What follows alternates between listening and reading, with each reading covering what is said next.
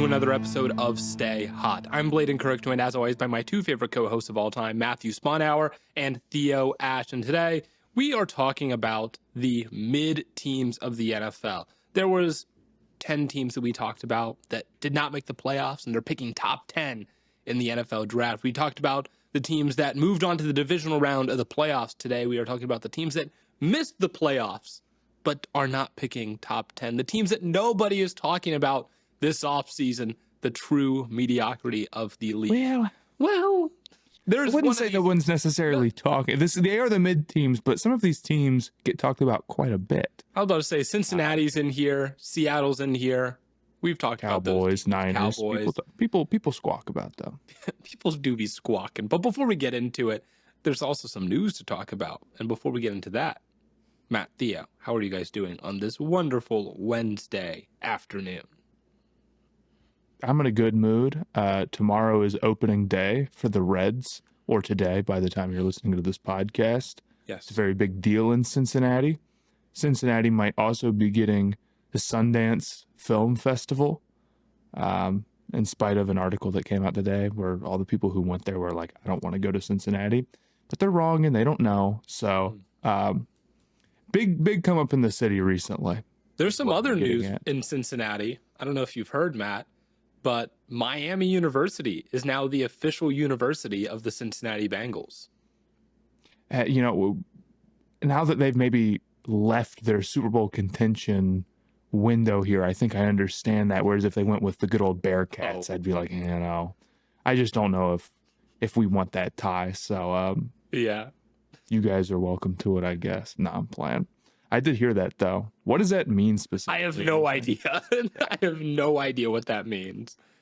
I just saw a video of President Crawford throwing a football, and I was like, yeah, for like a president of a university, he doesn't throw that bad. It went like 25, maybe 30 yards. Had a spiral to it. Form wasn't awful, Theo. You should do a breakdown on it. But what have you been up to, Theo? Not too much going on. I saw Manny live in person this week. Our editor. For those who don't know, our editor. And yeah, we were out at a bar and there was like a 5-team NBA trade happening at this bar because some random drunk guy came up to us and Manny's friend was there and said that he would drink a shot if he lost rock, paper, scissors, but he said that he didn't want to pay. So then Manny said, I'll pay for the shot, even if you're the one who drinks it. Stand-up guy. And then the guy who challenged us to this rock, paper, scissors duel, he said, well, that's so nice that I don't want you to have to pay for the shot. So then he found another guy to pay for the shot that Manny said he would pay for his friend. And then he got this other super drunk guy that we met in the bathroom to come in. It was kind of like an Avengers assembling type of moment. Like, who could he bring out of this entire bar to pay for this shot? And it was this the one guy that we had interacted with beforehand. And we're like, oh my God, it's all coming together. That was a good time. He was cool guy, Manny. Shout out him. So that's what I did this week. That's interesting and related to Stay Hot. It is related to Stay Hot. I always love when I see a tweet or someone post something that's like, so-and-so stays hot. Because I'm like, that's the show. I tweeted about that today because ESPN did something about Bronny. They're like, Bronny is staying hot. And I was like, yeah, man. He's just like us. But let's talk about some football, man. What order do you want to go in? Do you want to do how we've been doing this, where we do the consensus ranking and we go one down? Just go in the order of the list? I think we should talk about Russ first. The news. Oh, yeah. Let's do the news. Go for it. Russell Wilson to the worst team. Well, not the worst team, but one of the worst teams in the NFL. The New York Football Giants. Does this mean that they will not be taking a quarterback with their third overall pick? I feel like it means probably not, right? I think it's definitely not a positive indicator, especially when they also signed Jameis. Not that that's like some big contract, but it definitely does feel like the type of moves that you would be making if you were projected not to, um, like projecting not to get a guy that high. I actually don't hate it for them. It seems pretty clear that Ward's going to go off the board before they have a chance to pick him. And I just don't think Dart or Sanders is worth the third overall pick. And I feel like I was seeing some rumors on Twitter today that the Browns were thinking about Carter. I'll tell you what, man, if the Giants get Travis Hunter at 3, that is reminiscent of the Raiders getting Brock Bowers at 13 to me. That's how it feels. So I really don't hate this for them. It's definitely annoying. I mean, if you're a Giants fan, it's like we haven't had a quarterback for a long time, and punting on quarterback means it will probably not be very good next year. But at the same time, like forcing a move when there maybe isn't a great one to make isn't always a bad decision. In fact, I think it's the right decision that a lot of teams are too scared to make. And it makes it tough to build a foundation that you can actually support a quarterback with. So I'm kind of a fan of it, although don't get it twisted. Jameis isn't accurate and a bad decision maker and whatever, and throws a bunch of picks, and Russell Wilson can't throw over the middle of the field. Like, I'm not expecting anything. Yeah, I mean, they're super, super limited, right? But yeah, Sanders is a more intriguing quarterback option than Russ, but Russ and Hunter is better than just Sanders at 3. That's the way I look at it. And I would say there's no chance that they take a quarterback at 3 anymore. Zero. Because they also Would you have said the same thing about Atlanta last year? After they got Kirk Cousins? I honestly think it's more certain that the Giants are, because not only did they sign Russ, and not only did they sign Jameis Winston, they also gave Tommy DeVito $1 million of George Washington's finest.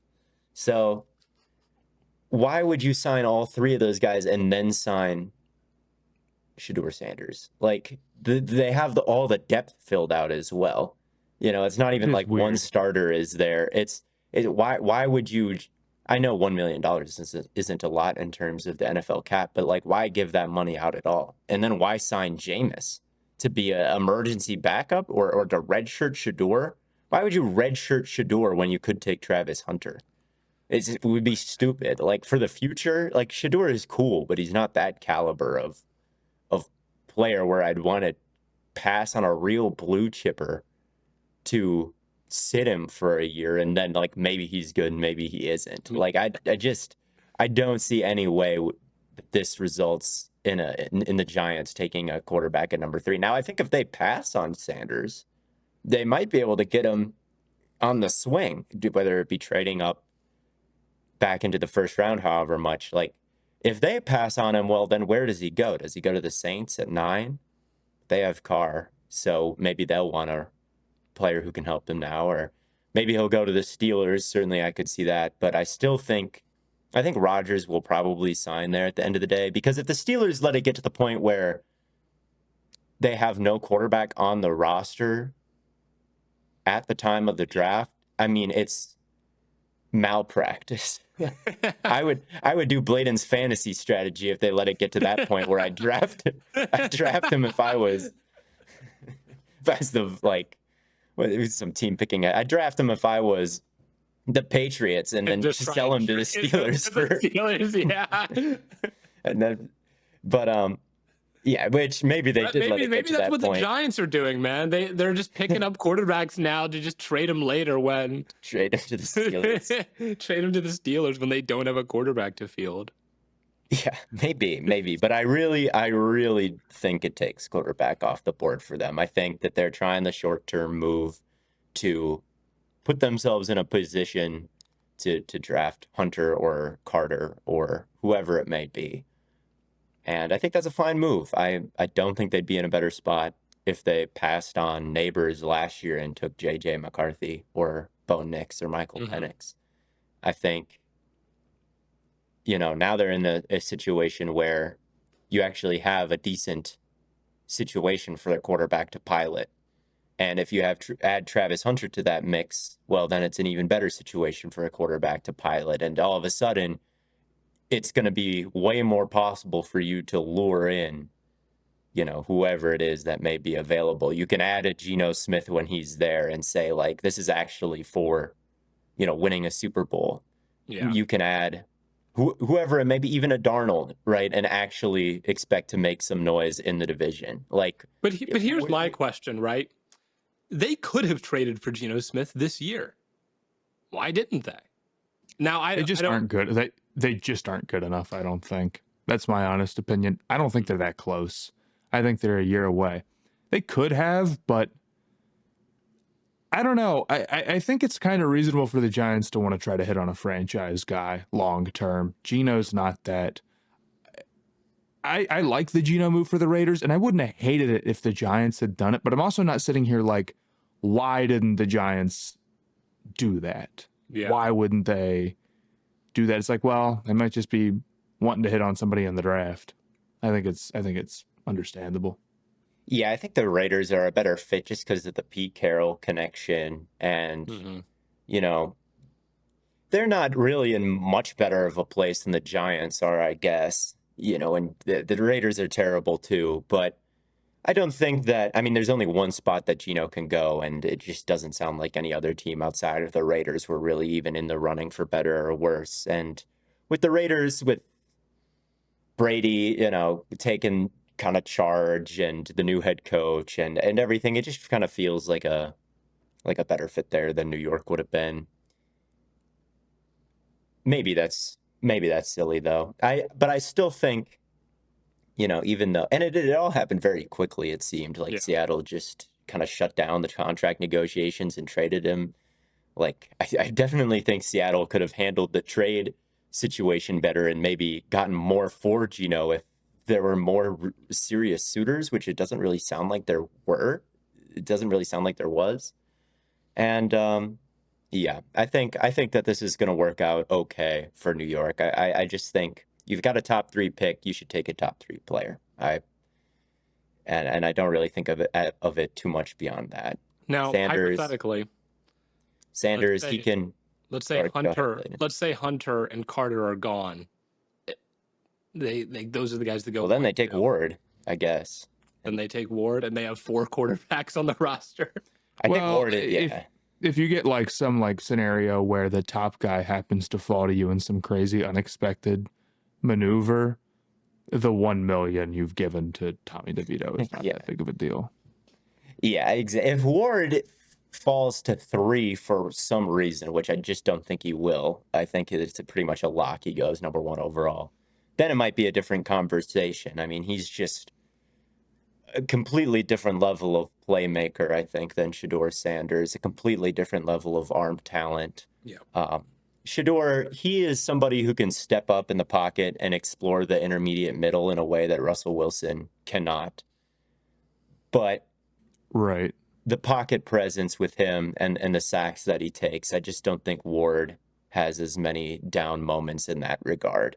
And Shedeur's foot speed and arm strength just isn't where Cam Ward's is at. So you would think that the ceiling is not as high. There's a path for Sanders to be a good quarterback, but I think a lot of it is him like reining it in a little bit in terms of like him like trying to do these big looping extension plays or whatever and like rolling out with the pocket. It's like, that's fine. I think he can be good, but you're also saying like he needs to be less creative. And for a guy who you're picking 3rd overall, it's like that's really not the direction you want to be going. There's ways to be great, within the pocket, of course. Brady wasn't some crazy extender, but I don't know if you can bank on like being sort of an outlier, because I think a lot of the top quarterbacks in the league can do that type of stuff. Yeah, I'm not drafting a guy 3rd overall and then being like, well, I've got to like babysit, hold his hand through this offense. It's like, I should be able to unleash him in some capacity. Like, that's the other thing, is it's like the whole 1-year bridge quarterback thing. I always am not a fan of. I don't know. Yeah. And like, if they draft a guy, even if it's Ward, then it's just like, well, you might as well just start Ward. Like, you can sit here and be like, no, well, we're gonna play Russ for a while and let Ward sit, but like, the fans are going to want to see Ward. Eventually, you're going to realize that Russ is limiting your offense. It's like, And Ward is going to go to Tennessee. Like he's not going to be even if they take Sanders, it's going to be the same thing, right? It's like you're going to just want to see Sanders, and like there's going to be no point in playing Russell Wilson for 2 years while Ward sits around and does nothing. Like it's not going to happen. Yeah, I agree with that. Where why sign Russ if you have Sanders? Just start Sanders and let him learn, I would say. Russ is definitely washed, is the thing. Like, Russ is not a good quarterback at this point, but he still has his arm, and he can still push it down the field. And can he extend with his legs anything like he used to? Absolutely not. Every time he tries, it's going to end in disaster. But, you know, the fades, if it's Hunter and Neighbors and Slayton running fades, you know, that'll, as long as the pass rush you're going up against isn't too bad, that can put some points on the board versus bad teams. So I don't, if that's the plan, I don't hate the plan. Yeah, I think, and he could play corner and all of these other things. If it's Hunter, which I just I'm feeling good about the Ward first, Carter second, Hunter third path. That's my guess right now, but I'm not so confident in it that I don't think something else can happen. The other news that we have to talk about is Stephon Diggs to the New England Patriots. Drake May finally gets a weapon, but is he too washed? Well, look, you can cut him after 1 year. That's what I don't think you understand about this contract is that you can cut him after 1 year, man. In year two, it's just not that big. The money's fake. It's not. I think Diggs is still a good receiver, but I also think that he's older. He's, I think, clearly in a decline, and he's coming off a big injury. I mean, you're fine to do this because you've really needed a guy and you have a bunch of money and you aren't tied to him crazy long term, although the goal is for him to be a good quarterback or a good receiver for May, like now. And if you're cutting him after 1 year, that means you probably like failed at your goal and it was a waste of time and money and whatever. But I like them going into the draft not like in total panic mode. We have to find a receiver, especially when they're picking as high as they are at 4. You want to just be taking the best player that you can. I mean, you always want to be taking best player available all the time at any point in the draft, but especially with a pick that high. So if this is what they need to do to be comfortable in doing that, I'm fine with it. Yeah. Diggs was good last year, but he was very limited. Like, he just didn't really venture beyond 20 yards. He was mostly an underneath threat, occasionally venturing into the 10 to 20 yard range to run a dig, which he still ran incredibly well. Like, he breaks and it's flat and it's beautiful, and he can still make some acrobatic catches and has all the shiftiness underneath. And I thought he did a good job after the catch from where he was in 2023. In 2023, he'd catch it and then just dance, and he'd go backwards or he wouldn't go anywhere. And it was very frustrating to see him try to take the long way around all these guys when clearly his athleticism had been sapped. I thought he kind of fixed that in 24, where he was like making more of a point to get north and south, and was really quite a useful, underneath slot receiver. Now he's torn his ACL though, and I feel like the Patriots have guys who are supposed to be that on the roster already. Right. I can agree with that. So I don't think that it's the greatest fit and signing ever. I know that a lot of the money is fake.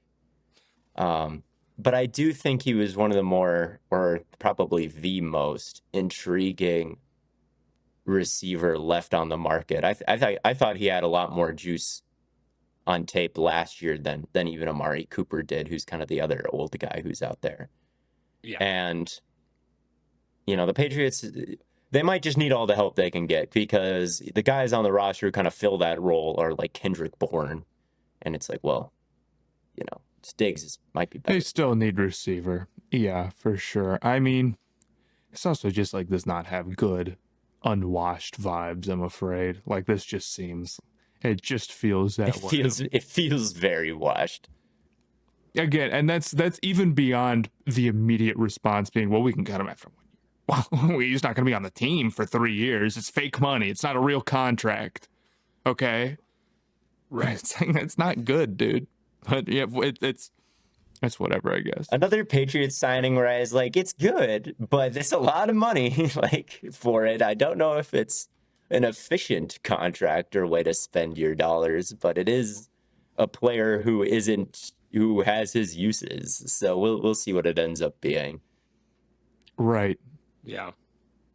Yeah. I like your point, Matt, that it's it doesn't they're now not like forced to take a receiver or a weapon necessarily with their like but if they came out of the draft, I'll say that I agree. If they came out of the draft with no weapons, it still would be like, yeah. But at the same, Genty at 4, I would defend it, but it would be, I think that's the absolute timing. Obviously, it's the top end of his range. I think.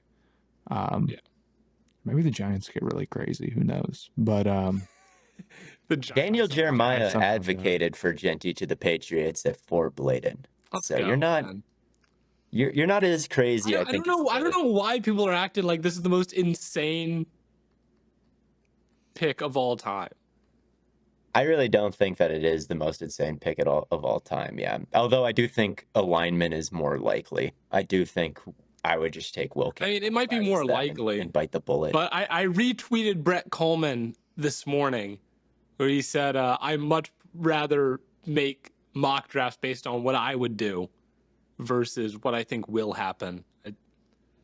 So yeah, we're no insiders here, so all of our picks are equally bad guesses, really. So it's all just spaghetti at the wall, see what sticks. I mocked Bijan Robinson to them like a bunch a couple years ago. To the Patriots? That was like my big galaxy brain. I was like, they're gonna trade back and take Bijan. I don't know what I was thinking. That was my big like. It's all shaping up for the Patriots to take Bijan. I talked about it for like 5 minutes. I mean, that's how the draft is. It makes you look silly. There's not much you can do about it if you talk about it. So yeah, but if you like put together like a team mock draft, and like all of those players end up being really good, and the drafts they had ended up being really bad, then you look like a genius. True. Well, especially since there's that one that lets you go and do old mock drafts. So people post all these old mock drafts that they're like making now. What? They're like, wow. Wait, what? Like, what is one that? of the simulators allows you to you could do like a 2019 mock draft now with the rankings being the same that they were on draft night. So you can go back and like all these mock drafts where it's like, oh, I had my team taking Puka, I knew it, and who I forget who all was in that draft, but like you see those all the time. I'm not saying they're all fake, but they're mostly fake. Oh my God, when they're like literally perfect. And then the other issue with team mock drafts that people make is that they like know where all the players are going to go on the simulator. Like you can literally see. It's like, okay, well this guy's going to go at 15. And my team's picking 8. Well, we should just, if I want the guy at 15, we should just trade down to 14 and take him. And you'll always get some like ridiculously good offer, no matter how like bad of a position your team is in. NFL so it's like teams do this. They should just do the mock draft simulator over and over. Yeah, and you get 1 million attempts. If you screw up and your guy's gone, it's no big deal. I'm hitting the restart button. Doesn't work like that in real life. So if Dan Morgan doesn't pick up 2 extra seconds from somebody to move up to take who the hell knows at 8, and then grab like Michael Williams anyway or whatever, I'm gonna be pissed. Real. Is there any other news you guys want to hit before we get into our mid-team ranking? We got to find a better title for that. Like, we can't just be like, your team is mid. Ranking mid-teams. Ranking mid-teams. We'll leave that to Manny to figure out how to entice how to SEO that. Yeah. How to SEO. Yeah. We'll start at the top and work our way down. The way we do these, we do a consensus board where we each put together a list, and then I just run it through like a ranked choice voting type algorithm, and it spits out the consensus ranking based on that. And our consensus and unanimous number 1 best mid team is the San Francisco 49ers, even though they were the first team, or they were the worst team from last season at 6-11, picking 11th in the draft this year. I'm curious, is this mostly just due to the reputation of them being the 49ers? Like, they've got Shanahan, and like they've had some like down years, they've had some troughs, but they've been able to bounce back before, and so we feel confident they'll do it again. I mean, it's not because of that. I mean, like, having Shanahan isn't a reputation thing. It's just a big advantage to have someone who's like, a really good offensive coordinator, essentially, right? And really good at putting the team together. They also still have some really great stars. I mean, Nick Bosa, Fred Warner, Kittle. Like, there's a number of dudes there. They're, I'd say, set at quarterback, which isn't something that I can say for necessarily all of these teams. And I do have some level of faith in them to continue to replace the talent that they lose with, other guys. So, I mean, like these dudes that they draft later, it's something they've done for a long time, and they continue to do it. So we are recording this before the draft. Things can change. Maybe they really screw it and they're bad. Maybe they really nail it and they're awesome. And I don't think they're going to be as good as they were when they like made the Super Bowl or anything, but when I look at the other list of this team, I mean, the list of these other teams, like, who here is proven? I would say nobody, right? Right. And even then, like, yeah, San Francisco's win total might have been the lowest of these teams, but they also kind of had a disaster year where, like, everything broke against them. And I think there's just going to be some natural progression to the mean there. Yeah, I think you can't ignore the fact that they were a top 5 most injured team in all of football last year. Now, what will these players returning from injury look like if they're back at all? That's still a big question, but the 49ers still have real game changers on both sides of the ball. And that's the difference for me, is they've got defensive stars in a way that a lot of the teams that miss the playoffs just don't have. Like, Fred Warner and Nick Bosa are two amazing players at the absolute peak of their powers, and they can make a lot of issues go away. And I like the talent that they have coming up the pipe on the defensive side of the ball, really. I like their corners. I like Mustafa, their safety. It's not a disaster that they lost as many people as they did in free agency, because like when Ward signed with the Colts, I was watching all of his reps on like first downs, just because I thought it gave you a pretty good baseline of the kind of player that he is. And there would be games that I'd go through in this first down cut up where he was hurt and it was Renardo Green on the field. And it's not like there was this huge, massive drop off that like they just when he was out, it was just over, and there was someone getting picked on constantly. Like, no, there was a rookie in here who was solid, and you can project him to get better. I thought they had some nice signings too in free agency. They got Demarcus Robinson from the Rams, who I think is kind of an underrated X receiver. I'm excited to see Pearsall in a bigger role. I thought he did a pretty good job after getting healthy last year.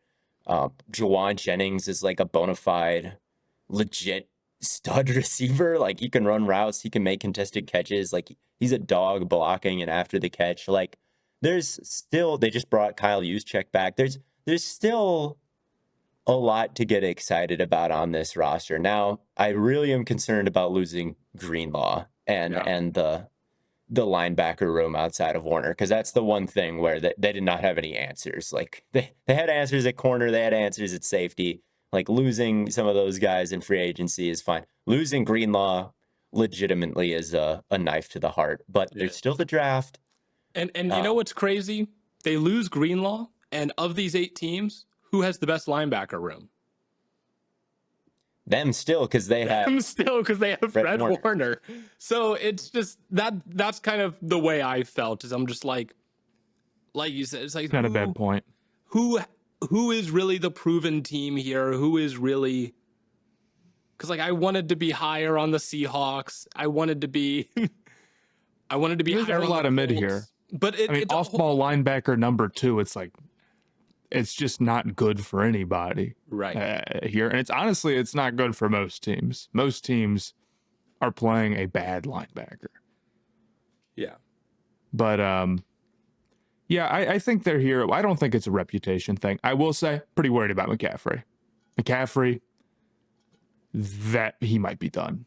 I'm not saying it's tough to say for sure, but I don't think he looked that great when he came back last year. And the thing about McCaffrey, for him to be worth what, like they invested in him, he needs to be awesome. He needs to be, Saquon Barkley. Right. And I do kind of think that, I don't know. Garenda wasn't bad for them, though. Look, they're going to draft another running back. I have faith in the 49ers doing that in this situation, but it does take a fold out of their offense. Again, we're not saying that they're going to be as good as they were, but could they be the best of this group? I think it's fair to have them as the favorite to do so. Yeah, if you had to pick one of these teams to make the playoffs, I think I would bet on the 49ers. Definitely. I think they're kind of in a tier by themselves at the top here. They seem like the safest bets by a decent margin, I think. Yeah. If just banking on better health, they'll be a lot better. But I am equally worried about McCaffrey. Will they ever reach the heights that they were at in 2023 ever again? That is a very real question because of McCaffrey's health. But can they be the best of a group that includes like the Seahawks and Cardinals? Like, can they go 10-7? Like, yeah, they can go 10-7. They can go 10-7. They can go 10-7. I feel very confident. Well, the next team we have in our ranking is the Arizona Cardinals. Theo, you and I had them at 2. Matt, you had them at 3. I originally had them lower, and then I took a second look at their roster, and I was just like, dude, I think they just have too many good players for me to like put them as low as I originally had them. And I whipped my calculator out and I looked at the advanced stats and I found out that they had the best DVOA of any team that missed the playoffs last year, ahead of Cincinnati and ahead of San Francisco. And they feel like a team that's kind of ascending, whereas all these other teams kind of feel like they peaked in 2022.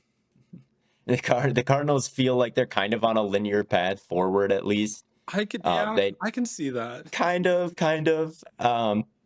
So they just maybe it's just me trying to be different but they feel fresh, don't they? I had them at 3. I don't think none of us are. I don't think this is a bad take. And Blaiden, you had them at 2 as well. Yeah. I still don't think their defensive talent is that great, and I think that the Kyler Marv stuff and McBride, like, okay, that could be awesome. It's a lot of talent.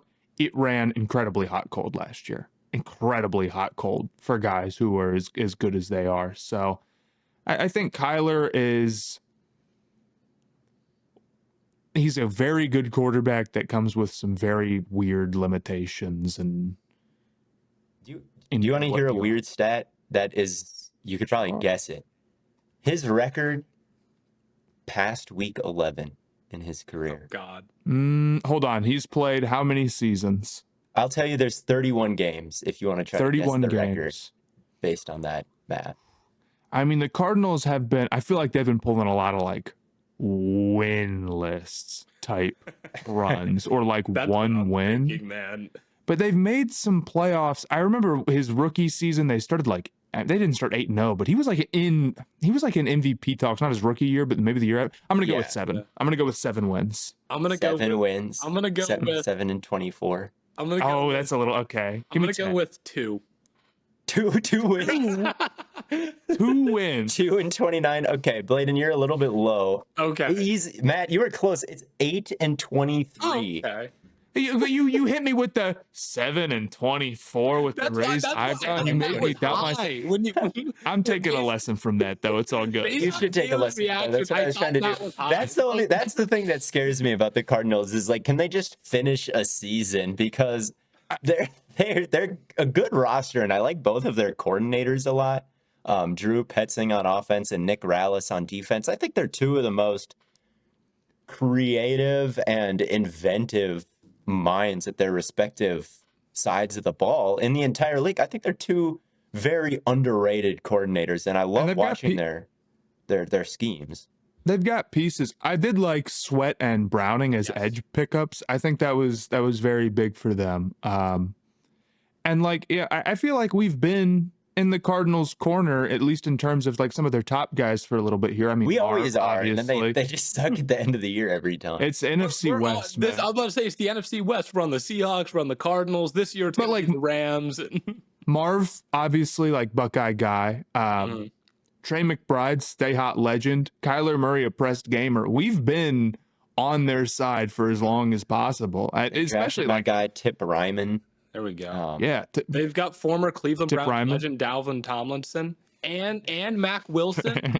Dude, they're dead. But it mostly has to do with the schemes, which is why I'm always in the Cardinals' corner. Like they've been able to kind of overcompensate for a lack of talent in this rebuild. I think, like on defense, they didn't have any like star pieces outside of Budda Baker. I'd say, in fact, it's just a lot of replaceable guys.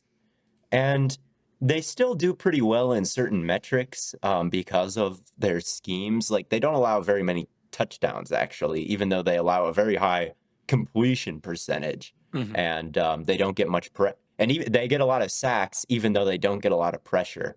And that's because they use sim pressures and creepers more than any other team by far.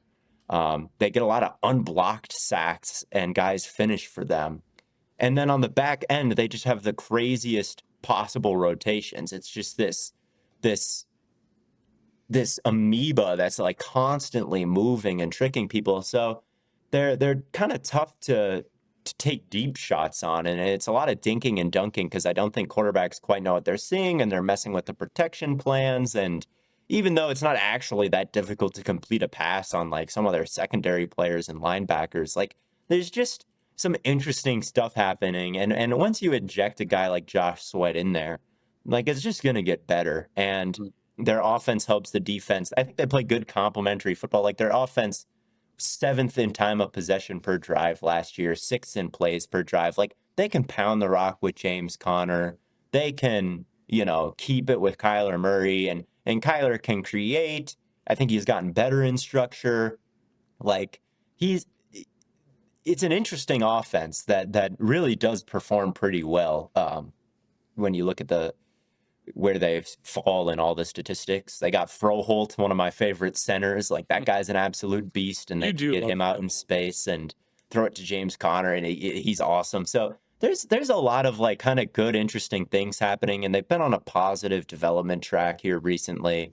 And even though they were in the driver's seat in their division until their bye last week, and then they kind of fell apart. And while that always happens to them, seemingly, it doesn't have to happen forever, I think. I mean, Cliff Kingsbury, look at him. Like he always fell off, and I guess maybe Kyler is the common thread, and this isn't a good example. But like Cliff, the tempo and the kind of shock and awe of his offense always kind of got stale by December in most years. This year it kind of did as well, but then it kind of rebounded, and they ended up having a great playoff run. So can something like that happen for Petzing and Kyler? I totally think that it can. And I just like the Cardinals. I think they're interesting, and I think they're an exciting team for 2025. I agree, man. Their offense could be really, really nice. I mean, between Kyler, James Conner, Trey Benson's their RB2. We all love Marv here. McBride is one of the best tight ends in the league as well. Yeah, like he might be tight end 2 or 3. Yeah, seriously, he's elite. He's great. And then they've got some guys, Paris Johnson, Froholt, like it's some guys in the offensive line. It could be a really good offense, man. It could be. That's another team where like I could see them making the playoffs, but I don't think that's a crazy take. They won 8 games last year. It only takes a couple. I think they're building something that's like that. I mean, they were added more than they lost so far. Yeah, they're a good draft away. And this is the thing. We could say whatever we want about these teams and be like, well, this is all assuming that they have a good draft, and then like with no pressure on us, they still got to do their thing. I mean, the most important of the offseason hasn't happened yet. That is true. Right. So I think the Cardinals right now are positioned very, very well. But if they were to come out with no impact players, come late April, they'd move down this list pretty easily for me. They're not. They ranked in a tier by 20th themselves. They ranked 20th in the draft power rankings. They have in terms of the assets that they have. Yeah. By the way, they were 47, 78 in the top 100. Mm-hmm. I think they're pretty good candidates to trade back for that reason, where they're picking when I do my mock. They'll probably try to. Them and the Texans, I feel like should swap. The Texans need a lineman so badly. Go up and get a talented one. But they were a top 10 offense last year by EPA. They slotted in at number 10. So it's like they're already a good offense, Like it's just how much can the defense improve, and can Kyler get a little bit more consistent? It doesn't feel like they were a good offense, Theo, you put in the chat recently. You put in the chat recently talking about the Packers offensive EPA, where everyone's talking about like how bad the Packers receivers are, but they were like a pretty effective offense last year also. But no one thinks of them as like a strong offense, and the Packers kind of the same. Packers are going to be flying under the radar this summer. I feel like every team in the NFC North, everybody's way more excited about than the Packers. This isn't a Packers segment, but and it's not fair. It's not fair. They were 7th in drop back EPA last year. Oh. You gotta believe me. 7th, even with the drops. Dontavion Wicks is gonna catch more, just like Devontae did after his sophomore campaign. They're gonna jump up to 1st. That's a new good one in sort of the same vein as like, well, Peyton Manning threw a lot of picks as a rookie. So our rookie quarterback who just threw a lot of interceptions, just like Peyton, baby. Come on. And thank you, Devontae, for setting the stage. Yeah, Adam, set the precedent that it's totally fine to drop every pass thrown to you yourself. You've just exposed yourself as a casual. Young receivers dropping passes is good. Devontae Adams did it. It means they're honing other parts of their game. That's true. Right. So he spent his VC on something else, and he'll get more this offseason. Hold up the catch. Ronnie 2K is hooking him up. We're cool. No, he's using his mom's credit card. That's what's happening with Leggett. I have faith. He just needs one more season of drops, and then you're gonna be home free. Here's the real question: did Zach Taylor get enough VC to build up this Bengals defense, or is he gonna just be hoping to God that he could score 60 a game? We ranked the Bengals as our 3rd best team to be here. I thought about putting them lower, though. He needs the VC to get the negotiating perk on Madden, where you sway guys into taking lower contracts. That's true. That's what he needs. That's what he needs. I mean, there's not a lot of reason to believe that the defense will be any better. That's what I'm saying, dude. It's just I get it. Burrow, Chase Higgins, awesome. What else am I supposed to get excited about? The run game, not good. The defense, not good.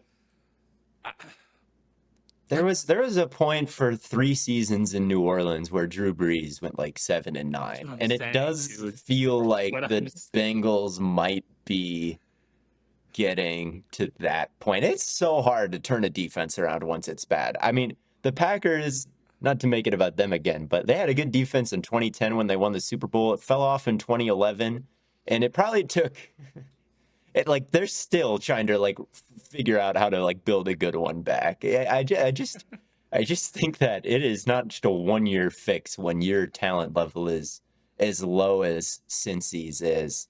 They hired a new defensive coordinator, Al Golden. He was the DC at Notre Dame last year.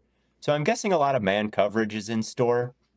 Yeah. And that's not the wrong idea, I think. I mean, checking out their numbers, they were 14th in man success rate last year, and they were 25th in zone success rate. So maybe just cranking up the man can cause a little bit more havoc. How much man coverage did they run last year? They were 12th in man reps and 13th in zone reps. So they were pretty balanced with Lou. Yeah. And that doesn't shock me. Yeah. He doesn't really have a calling card, I'd say, besides that he'll run a little bit of everything. So with them now, I think they'll probably major in something a little bit more, and maybe that'll benefit them. But like they're still going to get beat deep, and their linebackers still can't carry any verticals, and their pass rush is still like This terrible. Jordan outside of they're one really guy who might banking not on even this be Jordan there. Battle breakout, man. That's all I'm saying. I'm going to strangle you. Someone replied to a tweet and said, Jordan Battle intercepting, Jordan Battle intercepting a Felipe Franks fake punt pass is gonna feed families. Us Felipe Franks heads can hang our hat on something. He received Pro Bowl votes. Oh, He's as relevant as ever. Much. Jordan Battle, you're just hanging on to nothing. It's the climb. We're on the climb. We're just getting started at Felipe Franks FC. I mean, I don't think it's any more complicated with the Bengals than, 3 straight drafts of really not a lot of guys who have contributed positive football for them. Coming off a Super Bowl even, or Super Bowl run, I should say. Run to the Super Bowl, I should say. You can't survive that, especially not when you're also more up against the cap than any other team because of the type of guarantees you give out and because you don't want to give out long-term money and the way they structure their contracts more forward. If they're going to get out of this, they're going to have to draft better, right? It's not that they can't do it. It can be done. right. Just as easily as we're saying they're cooked now, we were saying they were cooked 4 years ago, and then they had a great draft or two, and then they were awesome, and now they suck because they had bad. Like, they're not that far off, and they have a lot of the core pieces in place. Right. I'm sure no matter what happens, the T. Higgins contracts or them paying these guys will end up be what like gets blamed, but realistically, that's not what's made them bad. However, they're still third on this list, A, because the draft hasn't happened yet, and B, because Burrow and Chase and T and that passing attack is that important. It is that good. It is that valuable. Nobody on this list has a quarterback as good as Burrow. Nobody has a passing game as good as this, and that keeps them in a lot of games. They were 9-8. They had a winning record last year, and they went 4-7 in one-score games, including they had a very ugly start and then kind of balanced out a little bit. Now, it's not to say that I want to bank too much on that progressing. I mean, if you're a team with a bad defense, maybe it makes sense that you're going to lose some one-score games, and that's just kind of the nature of things sometimes. But when I look at Cincinnati, I don't know. I think defensively, there is some level of they're not going to be worse than they were on defense. And if they're even just a little bit more bang, I don't know. If Hendrickson gets traded, man, they are. Well, yeah. If We'll see. That's still very much up in the air. But I'm making this call while he's still on the team, so That's true. we'll count it for current. But I don't know. I think they've become maybe a hair underrated in terms of their odds to make the playoffs, just because it feels like their long-term contending outlook, which is all that you care about now with Cincinnati, is so bad.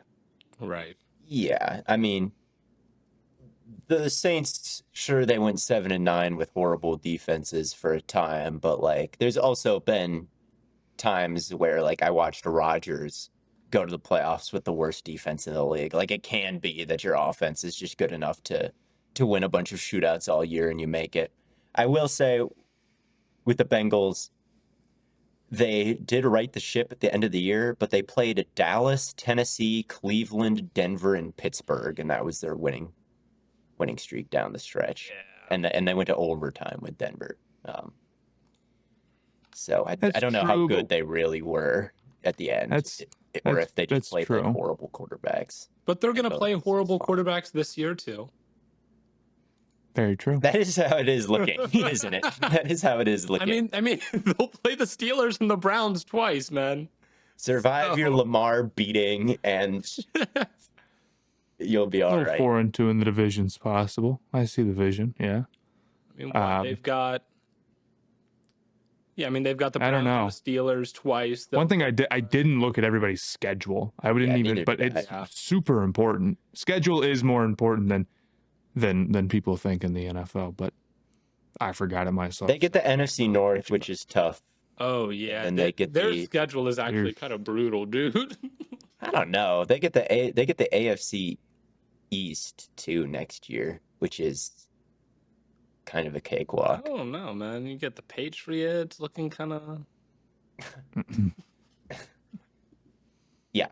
like I was saying. Who's number 4? Who's number 4 on the list? The number 4 team on our consensus ranking is the Seattle Seahawks. Seahawks gimmick might be back, baby. No, it won't be back. They had a winning record last year, but they missed the playoffs. And I think we can all agree that their offense is looking like it'll be worse than it was last year. So I'm questioning your calculations. How are they? They're 6th, 7th, and 6th respectively. Or they're 7th. Maybe I'm reading it wrong. No, because they're 5th, 6th, and 5th. I guess that makes sense. My fault. 5th, 6th, and 5th. But then there's also like the Colts are. It's kind the of Colts are kind of ranked low on you and Theo's, and there's like a jumble of orders for the Falcons. Funny how the numbers work sometimes. It is funny how the numbers work sometimes. Did you guys ever see John Schneider's press conference after Geno got traded? No. And DK got traded? There's never been a less inspiring press conference. Like, we were wondering kind of what the plan was, like bringing in Darnold while also shipping out DK and like the timing of that. It was abundantly clear that there is no plan, and he's extremely pissed at how it all played out. He was like, yeah, it was so obvious that Geno wasn't going to negotiate with us, and then it was just DK just demanded out, and like there was nothing we could have done, and just had to, in a very short amount of time, like throw some plan together, and we were able to get the top guy on our board after Geno left. And it's like, I don't know. Like, does this make any sense? Like, you just kind of, you could have paid Geno. Like, you're just acting like it wasn't an option whatsoever. And it just feels like this whole offensive plan is thrown together and will probably result in Darnold getting detonated on in a way that, you know, he was at the end of last year. And we know how that looked when they faced half-decent teams.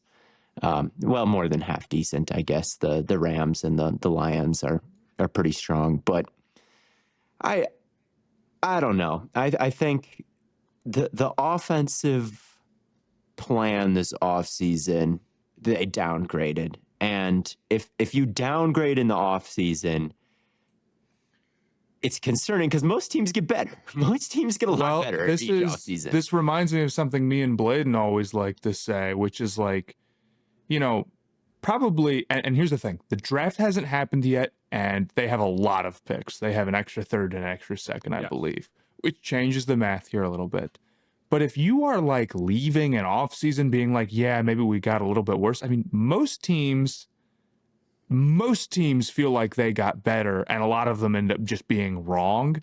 If it even feels like in the offseason that you lost, the odds that you're wrong and you were good, like from a fan base, it's very, very tough.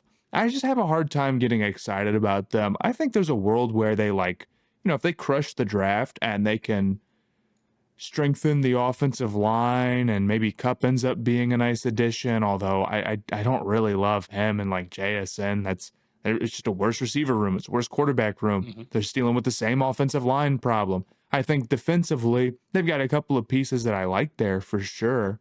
And I don't think they're going to be a disaster on defense or anything. They're not set up for that. And again, maybe they have a big hit in the draft, but it doesn't feel like they're going to be a special unit there either. So they really feel like they're sliding in the mediocrity here, unless, again, they really nail the draft, which maybe they have slightly better odds of doing because of their extra assets. Yeah, I mean... Oh, go ahead, Theo. No, Theo, go ahead. Okay. I was just going to say, I think their defense has a chance to be pretty damn good. I mean, the line ended up generating a ton of pressure last year. It started to cook a little bit more towards the end. So I think that's a side of the ball that can kind of keep them afloat. And I do think that there's a lot of room for improvement on offense from like a plan perspective, even if the talent got worse. And I understand that talent is what drives everything. It's Jimmys and Joes, not X's and O's, right?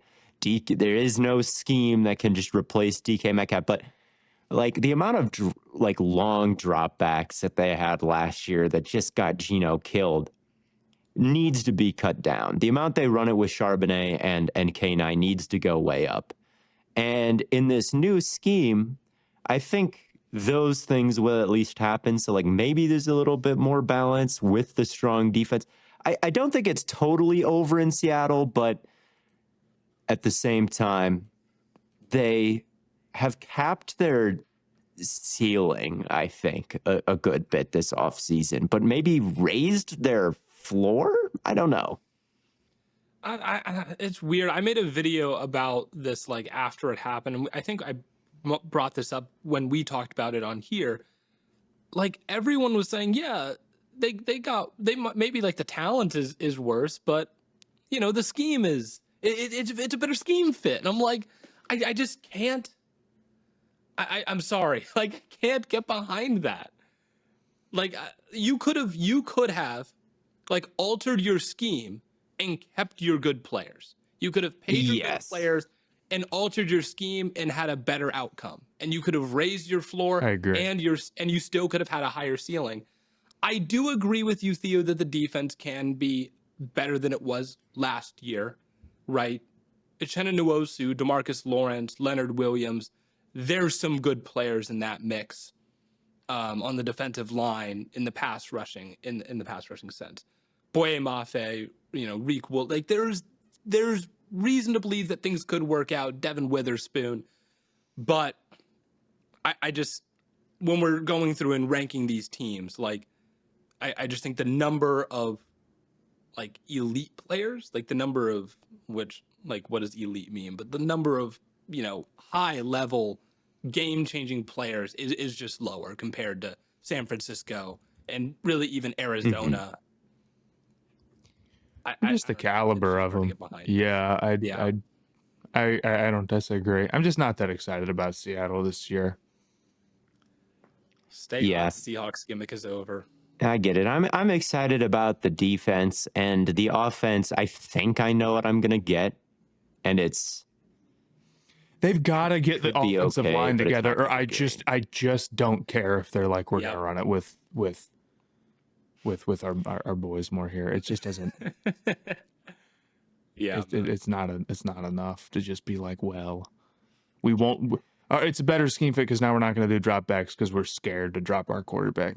It's better than dropping them back when you can't do it. Defense better be real good. It's true that the run game, the play action could take pressure off of the quarterback in a way that they should have done more of last year. But yes, it's bad that they have to hide the drop back passing game because they have no receiving or offensive line talent. I shouldn't say none because I do like JSN, and they just signed Steven Sims. Shout out. You know what? Their defense ended up finishing better than I thought it did. They were 10th in total EPA per play, and they were a disaster to begin the year. They were balling by the end. Leonard Williams was putting together like if it was just like weeks. I don't know what day his breakout started, but from like his pick 6 on, he could have won Defensive Player of the Year. Starting when he picked Aaron Rodgers off and returned it to the end of the year, he was a DPOY candidate. Okay. So that's week 15 on. Yeah. And they let up, for the record, 30 points and lost that game. So it's just a little tough, but I don't disagree about Williams. And they did have a good team. Maybe I'm underrating their defense, but regardless, I'm not. Their special teams sold that. That was like the worst special teams game I think ever. You get laugh all you want. I remember what happened. They like fumbled like 3 kickoffs or something. Special teams, man. Like 60%. They were not allowing like 4 long Aaron Rodgers touchdown drives, if I remember correctly. They were like getting kicks blocked and like fumbling kickoffs. But regardless, let's move on to whatever team number 5 is. That would be the Dallas Cowboys, America's team. Yeah, this is another team where it's just like, how are we getting better? Outside of it, just like smashing the draft, what is the path here? I guess maybe better overall health or something like that. But like, man, I'm just really not excited about them. I think the offensive line is going to be really patchwork now, with Zach Martin retiring. I mean, that's a massive loss, and they still need help at receiver, and they like need a running back in some ways. And I like Dak a lot, Miles and then Sanders. having a Miles Sanders, it's like they're doing like Miles Sanders instead of bringing back Rico Dottle, who I thought was good last year, or they traded for like Jonathan Mingo, and they're making moves like that when this is a team that needs to like basically make a miracle happen on the margins. Is the position that they worked themselves into. I still have them like fairly high at 5 of 8 on my list because their top 3 players are still so good. They have a great quarterback, they have a great receiver, and they have a great edge rusher. And those are like maybe the 3 most important positions. And they have like Dak's not a tier 1 guy, but he's very good. And I'd say CD is pretty much tier 1, and I'd say Micah is too. So that foundation just gives them a ceiling that some of these other teams don't, if like, again, they just find some gems or can make something happen, but they haven't done anything to get you excited for any reason. And it's just a roster that has so many holes. I don't see how it isn't an issue rolling into next year. Yeah, the way they got better was just health.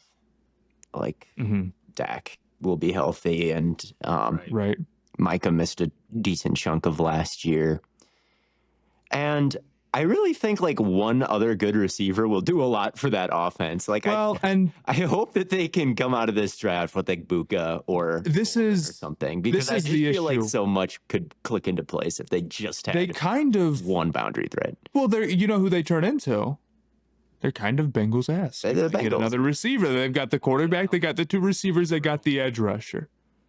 And it's like, all right, let's roll, But the thing is like, that's kind of a big assumption to make that they're just going to get another receiver. I didn't think they looked that great when it's just Dak and CD buddy ball. It's like, it's really not enough, that alone.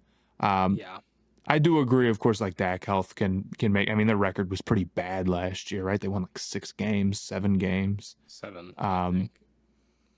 So maybe I'm a little too low on them, but I don't know, man. I just don't. This is another team where it's like, there's so few teams that lose the offseason. I guess we're still high on the 49ers who did, but I'm not a fan of what they're building there. But here's the other thing with Dallas that needs to be taken into consideration. We talk about record. We also need to talk about, or not record, schedule. We also need to talk about who they've like are up against in their own division. Like it's Philly Washington and right Philly. Now they have to battle through to even have a chance at the playoffs, really. Right. I think that's fair. Make it as the 3rd team, but like no, I think that's a good point where it's like, if we want to take that into account, well, the Seahawks and the 49ers are in the winnable, and the Cardinals here are all in the very winnable NFC West. Yes. The Bengals are in a pretty tough spot, I guess, but the Falcons are on here. They're in the NFC South. The Colts are, on here. They're in the AFC South. Like a lot of these teams are in divisions that it's reasonable to think they'll have a punching chance, or at least get some like games against teams that aren't, like really, really good.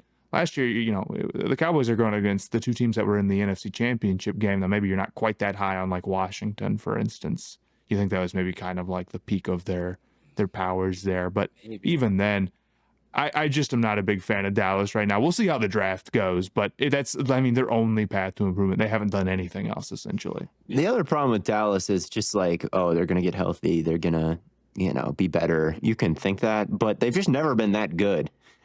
That's the other problem with Dallas. Like with the 49ers, we can think back to like, well, maybe they can regain a fraction of their old peak. And that peak is, well, they were in the Super Bowl. They were NFC champions. Or the Bengals. Like their peak was AFC champions.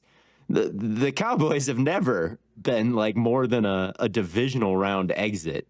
So like how excited can you possibly be is my thing. Like, what are these? It's like, I think they can be good, and I think they can, be fine, but it's like they've never. The peak of their powers. Why would this be the version of the Cowboys that I'm betting on? Because they've never done anything.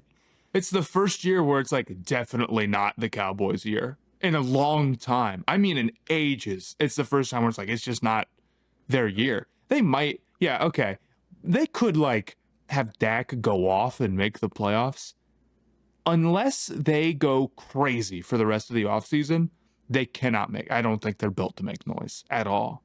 In a way where in last seasons, even when they were the poor old dumb old Cowboys, I mean, I'd say they can win this thing. They could, dude. If they were in the NFC Championship game, that wouldn't be crazy. It never happened, but I thought it could. Now I don't even think it can. So Like, how far are we removed from being like, dude, they have like the best safeties in football. Like, they've got like 4 safeties and they can rotate this crazy nickel package. They've got 2 great corners. Their pass rush is insane. They've got a pretty good linebacking. Like, what are we now, like 2-3 years removed from those conversations? I mean, last year was such a disaster on defense. And this year it's not looking a whole lot better with Overshone out probably for the beginning of the year, and he was kind of the lone bright spot last year. And I mean, how many times is Diggs going to get hurt? I do like I think their pass rush can return to some pretty highs because, you know, Micah is so good, and I think he is going to play more. And they picked up Dante Fowler and they re-signed Odigizua, and like behind those two, they've got Peyton Turner and Marshawn Nealand, and I like that depth. So I think that they can still kick some ass with the pass rush, and you know, the corners are healthier. Like I can see them rebounding a decent amount, but they just need a lot of pick sixes. But they can just be a divisional round exit again. Like that's just they've done nothing for their rushing defense, nothing. And I mean, no. Let's be clear. The Panthers were the worst rushing defense in the NFL last year with Derek Brown hurt, but only barely if you're looking by like EPA allowed per rush attempt. The Cowboys are right down there with them. And the Panthers' plan in free agency was to go like get an entirely new defensive line, essentially. They could run out a completely new unit. The Cowboys, I think, are running back a defensive line that's going to be, as far as the major players go, like largely the same as it stands right now. Now, I think there's a lot of good defensive tackles to go get who could help with that in this draft, although maybe one of the guys that you would really like for that, Tyleek Williams, messed up his knee during his pro day. But I don't know, man. It's just, yeah, I think he did. But like, I don't know. It's they just have some like really obvious holes on this roster, and a lot of them running. And this is why it would be awesome if they took Genty. It would be so sick if they took Genty. Where do they pick 12? It would be because I would defend the pick. If Genty's there at 12, if he's there, yes. And they should take, but it would be awesome because I'm pro Genty. I don't care. He's a running back. He's generational, and I mean it. But yeah, would it be funny if the Cowboys went running back in the first round and people were freaking out because their rushing defense was going to be like the worst in the league? I don't know. Yeah, I think so. It would be a little funny. Up next, we have the Atlanta Falcons. Dude. Who do you think will lead them in sacks next year? It could be me. It could be you. Michael Williams. Michael Williams. Green. It'll probably be Ebiketie. But man, their defense looks terrible yet again. This is another team where it's probably even a better example than the Packers. Like once your defense is trash, like it's so hard to fix it because like the Falcons, the Falcons defense, I'm just convinced it will never be good. And it's as bad as ever looking at it right now. I mean, Leonard Floyd, who they just signed, he should be like the final touch to like a pass rush that just needs a little bit more juice. He's like their most productive guy. And the secondary was not up to par last year, as good as Jesse Bates was. And when you don't have a good pass rush and you don't have a reliable secondary, well, your defense is probably just going to be an anchor yet again. And that's the thing that keeps them down this far is like unlike the Bengals, they don't have Joe Burrow. They have Michael Penix. And like the Bengals, their defense is just like almost guaranteed to be mediocre at best. Mm-hmm. I don't disagree with that. I can get excited about their offense. If Penix ends up Super having a big excited. year, I could get super excited about their offense.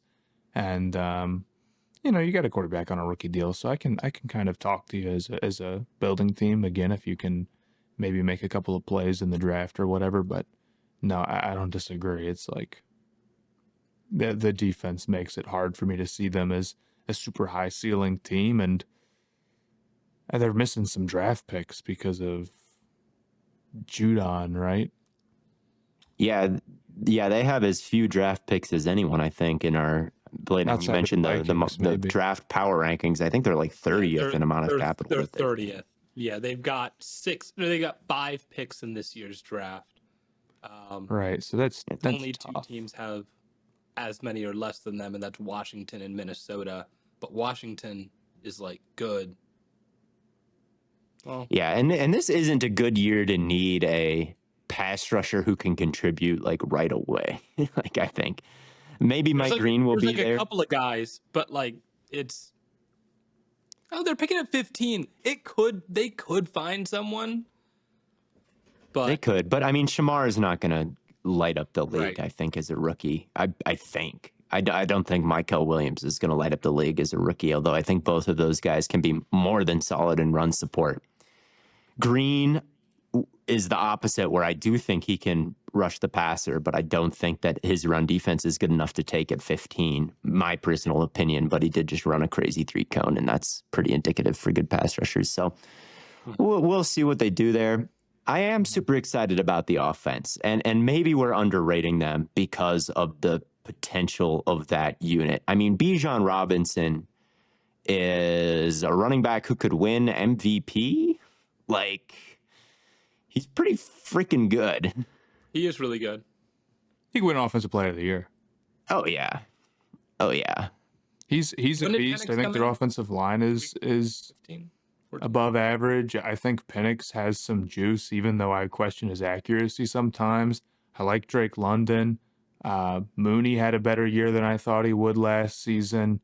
And this is Kyle Pitt's year. So it's going to be a very special offense. And, you know, the defense wasn't exactly not an anchor last year. So I have faith that maybe without Cousins, they could be a little bit better. Maybe. I'm not very high on them. We're talking about them as like in a below average mid team. So Yeah. possibly just bad would be the word for that. But I'm not the world's biggest Penix fan, I've got to say. If I loved him as a prospect and loved what he did when he was in last year, then they might move up a notch. But I just think he had such glaring mechanical flaws last year, and I thought it was just kind of difficult for him to move his feet and get his hips just pointed in the right direction to be accurate. Like he constantly is kind of side arming throws in the complete That's opposite cold. direction than the way he's facing, and it results in a lot of bad misses. So as much as I love Drake London and think that he's a beast, and as much as I love Bijan Robinson and the run scheme behind that line, Penix can convince me. I mean, he's got some good traits to him. He'll step up. He's got a huge arm, which I like. So he can kind of make up for some things. And but yeah, with Penix plus this defense, they're gonna have to sell me. They're gonna have to sell me on the field. I mean, Trying to I pull this up real quick. I understand that. Their dropback EPA weeks 1 through 15 with Kirk Cousins at quarterback ranked 17th in the NFL. When Penix took over week 16 through 18, it ranked 13th. Yeah. 3-game sample size. And I remember one of those, his good game was against the Giants. So does that even mean anything for how they will do? One of those, and you know, some of that EPA is going to get calculated by the Kyle Pitts drop turned interception. True, but that we're talking about the offense here, and he's still Kyle on Pitts the won't offense. do Like, if he's dropping passes that turn into picks, that may Kyle still be Pitts a will catch problem because he's still on the roster. You know, it's not like somebody who got replaced is at fault for a big EPA loss like that. And if one play can change the EPA so much, then the sample size is just too small. He's not useless, Penix. I'm not out on him. I just think like he has glaring flaws from what we saw last year. Yeah. Should we talk about the next team? Yeah, the next team would be the Indianapolis Colts. Breaks my heart to see them this low on the list. I will push the Colts agenda just for the sake of Richardson can still do it, man. That's what you have them at 4, so that's what you think. Yeah. That's what you think is gonna happen. 4. I think that if like the teams behind them would be like Seattle, Dallas, and Atlanta. And my thought process is like, it's just like if Richardson takes the leap, they should be a really good team. I just don't think he's gonna. I'm so low on their quarterback situation. Maybe I'm out on him too soon. Maybe he hasn't played enough games. But to me, Richardson is trending towards the type of guy where it's like, he hasn't played enough games, and it's like actually he's played so few games since high school that it's not like that means he's got a lot of room to grow. It means like, he's so far from the level of experience. It's like Trey Lance-esque. That's where Richardson stands more or Younger less. than Cam His accuracy has been atrocious. It's the worst in the NFL. And that is something that's like a humongous ask in terms of something to fix. And their backup plan is Daniel Jones. They gave Daniel Jones $14 million. What the hell Daniel Jones is like a minimum contract guy. No, that's insane to me. Like Andy Dalton got $4 million a year. Andy Dalton is way better than Daniel Jones. Daniel Jones, there's a ton of guys who are vet minimum level dudes who I would take over Daniel Jones easily. So I can see why you would like the Colts. Like maybe you're high on their receiver room, right? Downs and Pittman and Pierce, and maybe Mitchell has a better year too. Like, okay, I'm on board with that. And I really love Downs. He's a great player. And the offensive line I still think will be pretty good. Especially if they can address it a little bit in the draft. And like they've got the weapons around there, and then like defensively, they've got like Stewart and Buckner are a good duo. It's like there's some talent there, but ultimately I just don't think quarterback's going to work out for them. And while they might not end up as like the lowest record of our 8 here necessarily, it does feel like their ceiling is incredibly capped by like if Richardson's not better, they're rolling into the season probably their 32 of 32. By Richardson. Their ceiling is incredibly expanded with Richardson. Their floor is what you got to worry about. I disagree. I do not think the take that if a quarterback can run, he raises your floor is actually true.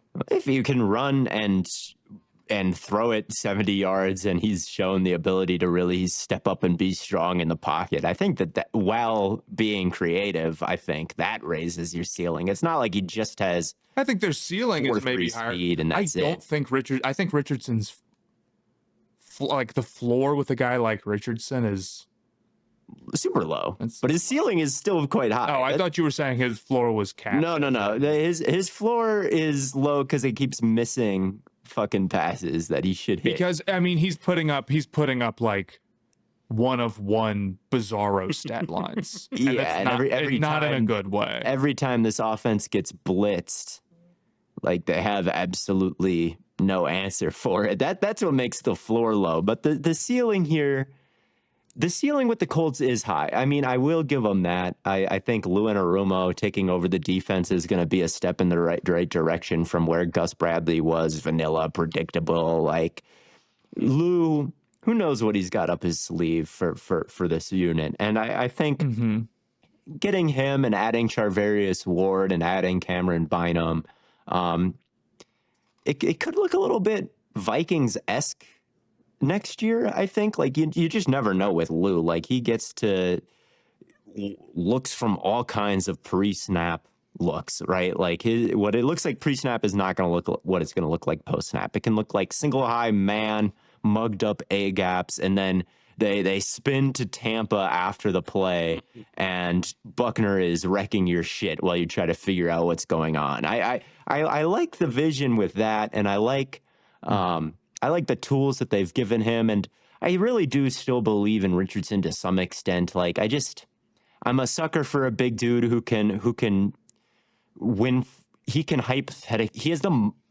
he has the mind to win from the pocket with the extension ability. Like, I really still think that Richardson has a unique ability to deal with problems when he can't finish his throwing motion, and there's the guard is getting pushed back on him. Sure. And there's problems with the line. Like, he still can be because he's already inaccurate, so it doesn't matter. Exactly. He's better in those situations because he has an excuse for when he misses at that point. What's going to happen? He's going to miss the throw. He's going to miss the throw. Right. It's fine. He could still hang in there.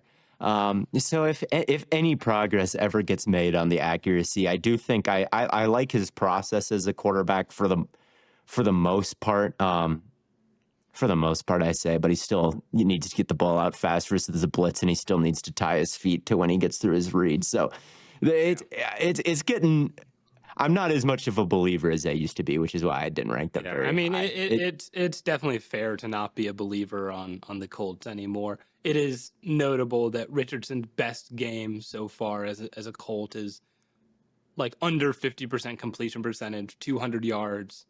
It's just like passing touchdowns. It's like fake ball. Turnover. They just play fake weirdo ball. And I was down with Richardson. I'm not trying to be like how could anyone ever? It's like you took a gamble, and so far it's like you haven't seen any steps, and it's like it's really just a games thing, I think, to some extent with him. Yeah. He could get better. We've seen quarterbacks recently like kind of take a little bit of time before they start to grow, but even then it's like you're asking for a massive leap that hasn't been like telegraphed. It's not and they haven't gotten him anything to egg on that leap this offseason. Like, yeah, they got Lou Anarumo and they got some pieces for Lou, but like, what about Richardson? The thing that spurred Josh Allen's growth was getting Stephon Diggs. The thing that spurred Tua's growth was getting Tyreek Hill. The thing that spurred Jalen Hurts' growth was getting A.J. Brown. Like, if you want Richardson's numbers to go way up, you probably need to improve some part of the offense around him somewhat drastically, and they haven't done that either. And that's the other thing that concerns me. It's like, well, all that's happened to Richardson so far this offseason is some of his alignment have left, and that's about it. That's all that's changed. So maybe the receivers can play better, but they seem to be running back kind of the exact same offense so far. Now, maybe they add a really crazy rookie at number 14, like you're saying, Matt, about the draft. Hasn't happened yet, but I do feel that like the offensive weapons are really good. So like they weren't really good last year. I mean, maybe not, but like it's from a I think the receivers are good. It's from a talent perspective, the weapons are Jonathan Taylor, Michael Pittman, Alec Pierce, Josh Downs, Adonai Mitchell, Laquan Treadwell. I mean, shout out Treadwell. Shout out. I just don't think the receivers are that bad at all. Maybe they don't. I'll say this: they don't have like an elite guy. They don't have like a game changer. Right. And you want to see more out of Mitchell or whatever. But like Downs is a really good player. Pittman is a very solid guy. Pierce is very good within his role. He's completing like 40% of his passes. What is his actual completion percentage last year? I know that's like the 10 IQ when you look at it, but his completion it's horrible. Last year for the season was 47.7. I mean, it's not above 50%. Hey, I understand he's thrown a lot of nukes. It was his rookie year. It was 59.5, and his completion percentage for his career is it dropped 10%.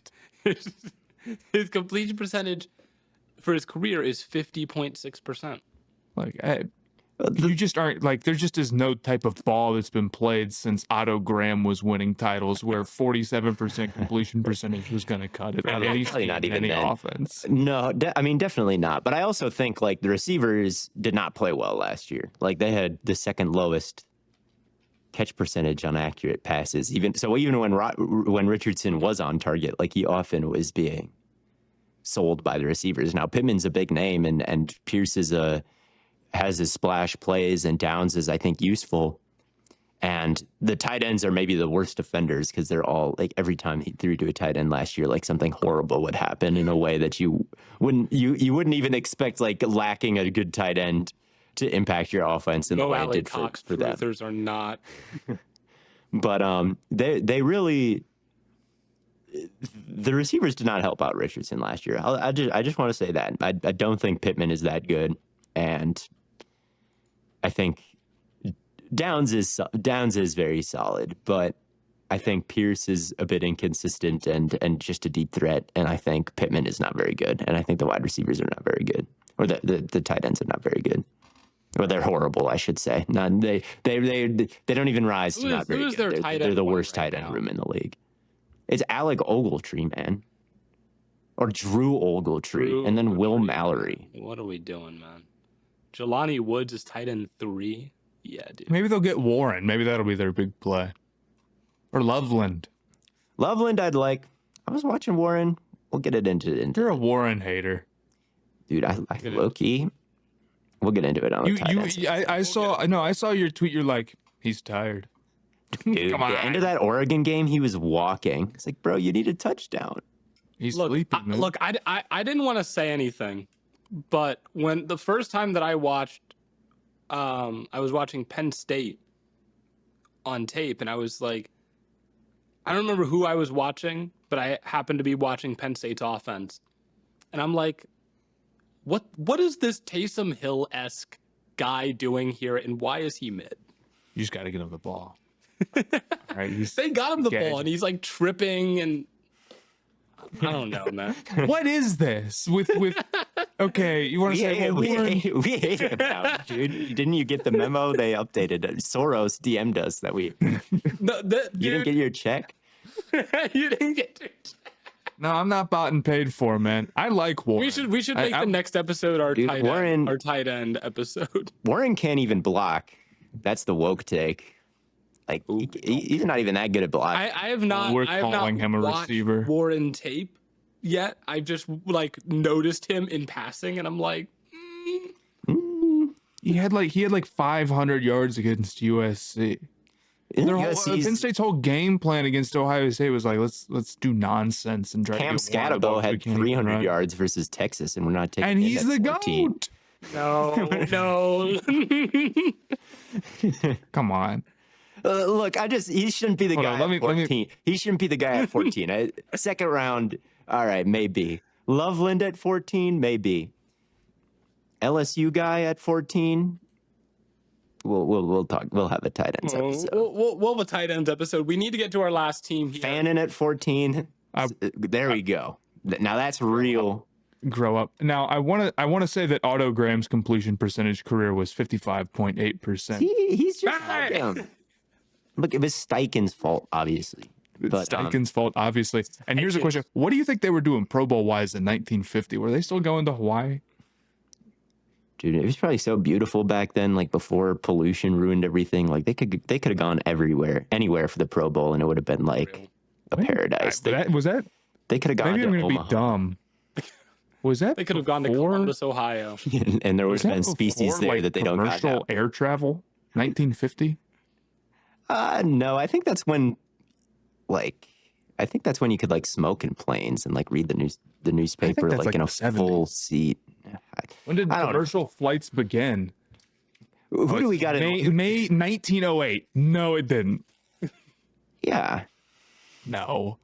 Maybe it did. What do you mean no? It was always a thing. It did not. You're not going to the airport in 1908. We can't trust Chat GPT era Google anyway, Matt. I'm with you on this one.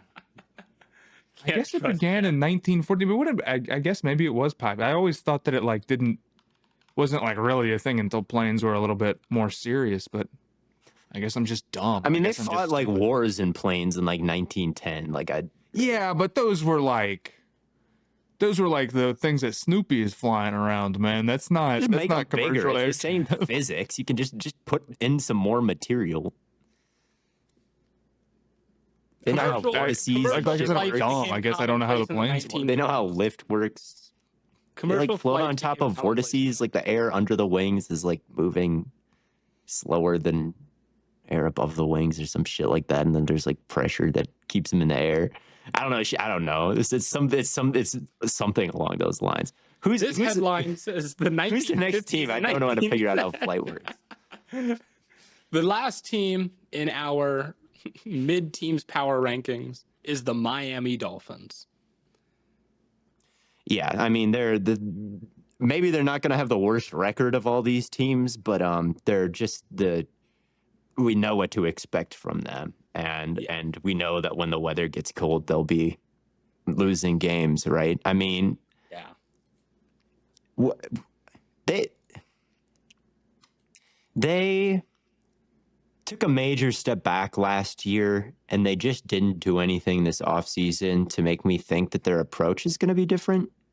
Like, they didn't do anything that makes me say, like, oh, they're going to commit to a more downhill rushing attack. Like the simulated kickoff with Achane last year, getting out to the perimeter, it didn't work at all. They were the worst team. Like, every single week, Achane would average 2 yards a carry because he'd be plastered in the backfield every week. Why not add some, like, I don't know, anyone that makes me think like, oh, they're going to be lining it up and running downhill. Some interior linemen, some pass blocking tight ends, like a new running back, like to be the thunder to Achane's lightning. Like, they didn't do anything like that. They swapped out Holland for 2 other safeties, which I think is fine. Like, none of the moves they made. I like Nick Westbrook-Akine. Like, they didn't make any bad moves this offseason. I felt like Daniels. Yeah. Daniels is there now, and that's fine. I had them a little higher than dead last. I think the real big issue here is it is tough with Tua to see. First off, like, I don't think he's the most consistent guy, and he has his own limitations. But then the injury stuff, and every time he goes down, they're a disaster. It makes me very worried about them. I think there's a world where, again, I mean, like, if they can do well in the draft, and we were saying this before the draft, so we've got to see them add a new fold. But I understand having them low because as it stands right now, they haven't. They haven't added any sort of new fold. And a lot of the same issues, it feels like, even if they really kill the draft, are going to be, some type of problem for them. So I don't know. I'm not particularly excited about them. They do also feel like a team that's kind of like trying to prevent the backslide more than anything else. Yeah. But Yeah. I mean, we'll see where they are after the draft. It's just hard to operate offensively when you have to spend so much time protecting a guy because it's just like, oh, well, he can't get hit at all. And so every fold of your offense is just like, how can we prevent Tua from getting hit? Well, the thing that it's going to have to be more than anything else, I agree about the downhill rushing. It's going to have to be a passing attack that is really game changing. We rank some of these other teams high, and they have issues that I just don't even think they can possibly solve. Like the Bengals, for instance, right? Yeah. Because they have this great passing attacker. It's like you can still get excited about the Cowboys because they're one piece away. The Dolphins have had that before with Tyreek and Waddle and Tua. Well, now they traded up massively to get Waddle. They traded massively to get Tyreek. Tua was a high draft pick, so it's like, they invested so much in this. They really didn't get a lot out of it last year. I don't know where they ranked in terms of EPA per dropback or whatever, but they're going to have to be a team that's winning in that way. And with like Tyreek being like finicky about retiring and then not coming off a good year, and then it's like he's he's getting older, and we'll see. I think 8 is too low for him a little bit. I would rather be them than I think the Colts. I'd rather be them than the Colts. Yeah, I think they're. I'd rather be banking on Waddle and Hill and Tua getting back to form a little bit than Anthony Richardson not being horrifically inaccurate. I mean, even Tua back to form can't win you a big game. I mean, he's never been good in a big game in his life. Like I saw, like with the Miami, you're banking on them getting to a place that hasn't netted them any kind of playoff win. And they probably lost their best defensive player from last year, who is Calais Campbell. Yeah. I don't know. Jordan Brooks was good for them last year, though. Yeah, you're right. It probably was Jordan Brooks, but Calais was a dog, and he retired. Yeah. And that's something that I haven't quite replaced. The Miami just inspires me less than any other team. It just really is that simple. I just think Tua is as limited as a quarterback as there is in certain ways. You hate Tua. We get it. I don't think that. It's never been wrong to fade the Dolphins, I guess. It just the way they've built it out and the way they continue to just kind of double down on. Of all the teams that we've talked about today, I think they'd shock me the most if they like went on a playoff run. It would be like, why this year? Like what could have possibly changed or developed? Like even with the Colts, I could be like, well, Lou and Richardson got a little better, and they're not in a very strong division, and I don't know. I guess Tua did play like well down the stretch last year. He did show maybe a little bit more creation ability. Like he held the ball and scrambled a little bit more than he had in the past, but it wasn't enough to make me think like, okay, now that the Dolphins are ready to, be a different team in January than they've been in the past. They're better than the teams in the top 10, obviously, and I think they can continue to be in the hunt or in the wild card race with better health. But I thought Waddle would be better by now, and I thought, I don't know, Tua's health would maybe after 2023 wouldn't be so much of a talking point anymore. But I don't know. No, I feel you. He feels you, man. Is there anything else you guys want to talk about before we get out? No, my back's killing me. Go. I'm excited for opening day, man. I'm pumped for tomorrow. Are you going to the game? Yeah. Hell yeah. With Parsnip. Shout out. Zachary. That's our guy. Yeah. But yeah, man. Appreciate y'all tuning in. Hope Matt has fun at opening day. Thank you all so much. And as always, from your three favorite fellas here at Stay Hot, we will catch you on the flippity flop.